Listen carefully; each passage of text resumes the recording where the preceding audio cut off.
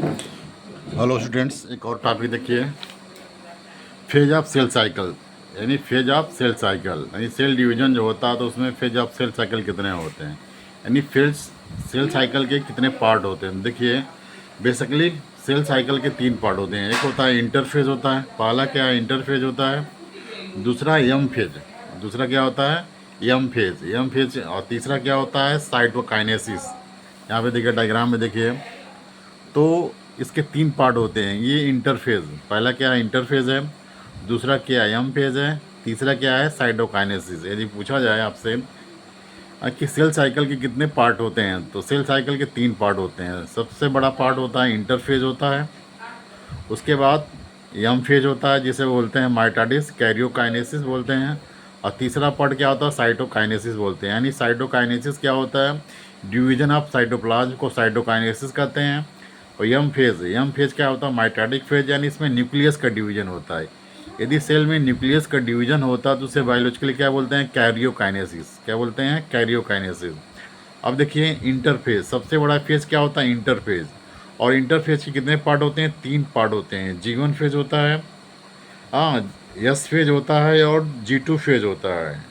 अब देखिए उसको G1 फेज को गैप फर्स्ट बोलते हैं, एस फेज को सिंथेसिस बोलते हैं, और G2 को गैप टू बोलते हैं। अब देखो G1 फेज में होता क्या है, अब देखिए G1 फेज में होता क्या है।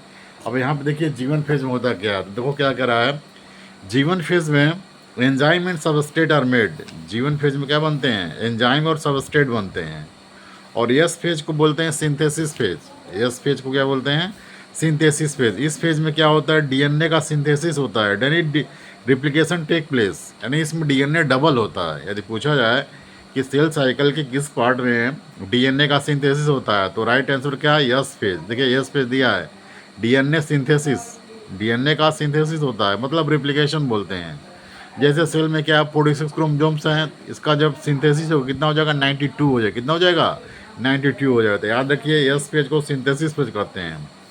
उसके बाद G2 फेज है, G2 फेज में क्या बनेगा स्पिंडल बनते हैं और प्रोटीन बनते हैं। क्या बनते हैं, प्रोटीन बनते हैं।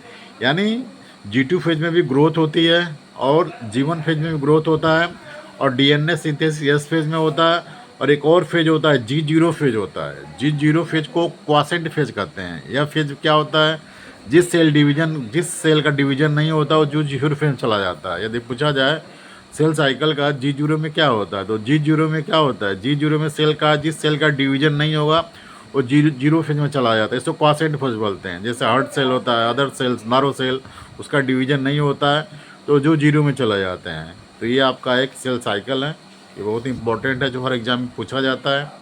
एक बार और रिपीट कर दे रहे हैं, सेल साइकिल कितने पार्ट होते हैं, तीन पार्ट होते हैं। पहला इंटरफेज होता है, दूसरा होता है मेटाफेज होता है, तीसरा होता है साइटोकाइनेसिस बोलते हैं।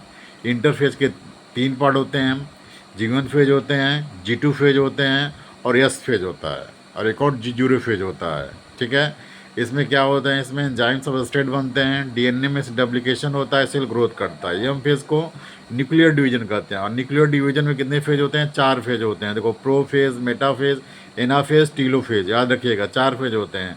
प्रोफेज, मेटाफेज, एनाफेज, टीलोफेज होते हैं। इस चार फेज में न्यूक्लियस का डिवीजन होता है, और जब न्यूक्लियस डिवीजन होता है लास्ट में साइटोप्लाज्म डिवाइड हो जाता है, उसे बोलते हैं साइटोकाइनेसिस। तो ये बहुत इंपॉर्टेंट डायग्राम है, तो एग्जाम पॉइंट ऑफ व्यू से उसको देख लीजिएगा, ये है। और एनसीईआरटी में आपको ये दे गया है। तो वीडियो अच्छा लगे तो लाइक करें, सब्सक्राइब करें। धन्यवाद।